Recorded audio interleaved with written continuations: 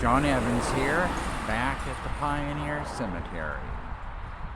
I'm going to be taking a longer video today. This is part 1 of part 2. This is where we go in. Visitors welcome, dawn to dusk.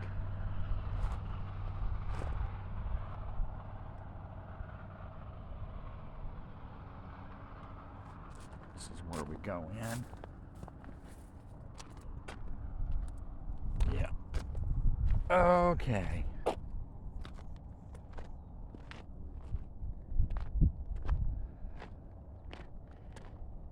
cemetery is privately owned now. It has cameras, it's fenced off, it's protected, and this cemetery has been vandalized horribly in the past. And it's a good thing it's now privately owned and cared for, because this is a part of Oregon's history.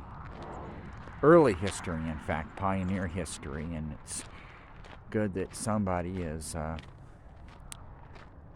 helping to preserve it. It's quite a walk from the main gate to the cemetery itself.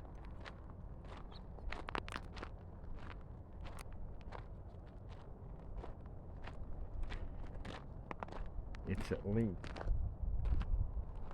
3/4 of a mile.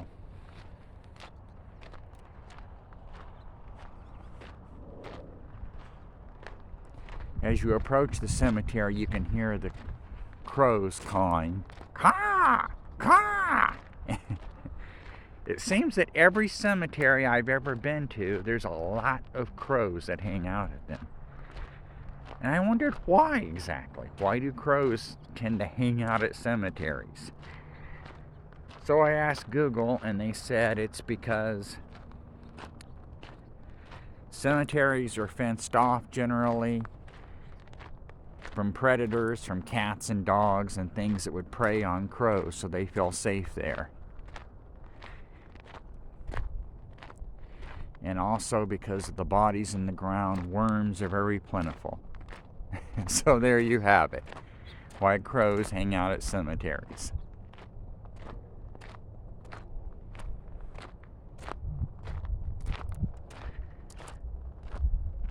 It's quite a walk down here.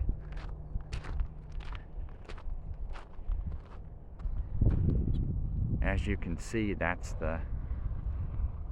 how far we've come already. It's about 3/4 of a mile if you choose to visit Looper Pioneer Cemetery. It's quite a walk in.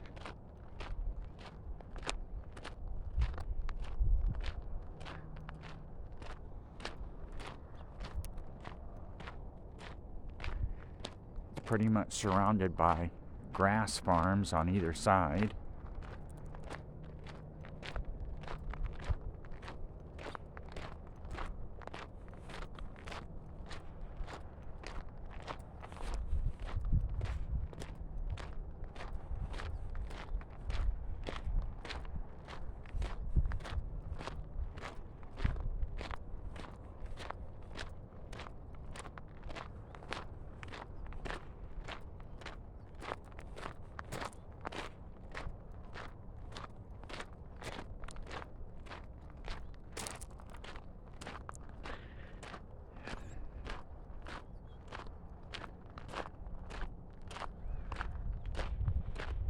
Also, this cemetery is purportedly haunted.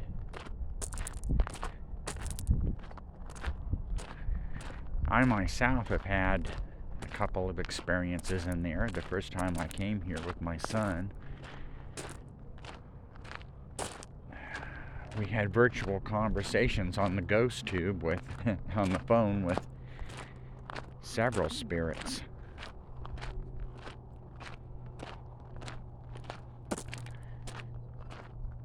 But what really makes a believer out of you is when you come back later thinking you're going to keep talking to the same spirits over again, and there's nothing there. Sit there alone, feel alone, nothing coming to the phone. That's when you really feel haunted. When you make contact that way, and then later on there's nothing there and you're sitting alone.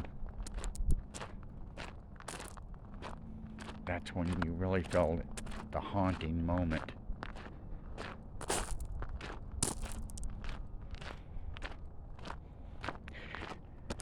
But there's also a lot of history here that a historian like me can sink his teeth into.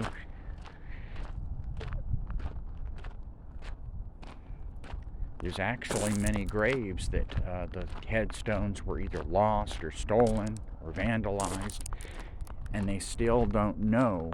They know of some people who were actually buried in the cemetery from the pioneer days, the Oregon Trail days, and they still don't know where their graves are located in the cemetery. They have a plaque at the entrance that lists the names of the people that have no headstone marker, and they don't really know where their graves are.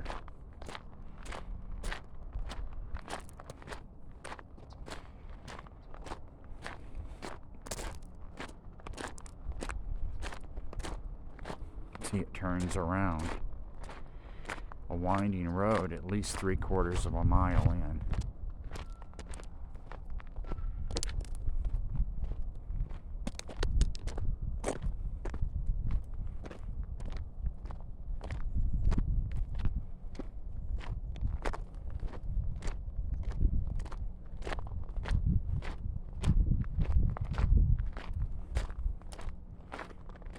Yeah, it's about a 10-minute walk in here.